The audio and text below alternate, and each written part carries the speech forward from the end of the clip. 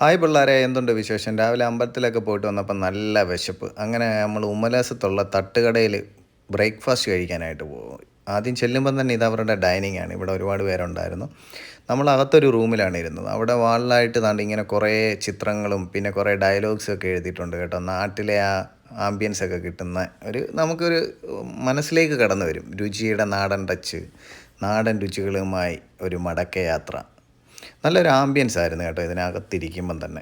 നമ്മൾ ഓർഡർ ചെയ്തത് ഇടിയപ്പവും മുട്ടക്കറിയും അതുകൊണ്ട് തന്നെ കല്ലിൽ ചുട്ട അപ്പവും ബീഫ് കറിയായിരുന്നു കേട്ടോ. സംഭവം നമ്മൾ ഓർഡർ ചെയ്ത് എളുപ്പം തന്നെ സാധനം വന്നു. നല്ല വിശപ്പുണ്ടായിരുന്നു. ഇതിൽ ഇടിയപ്പവും മുട്ടക്കറിയും അണ്ണം കഴിച്ചു, ബീഫ് കറിയും കല്ലപ്പവും ഞാനാണ് കഴിച്ചത് കേട്ടോ.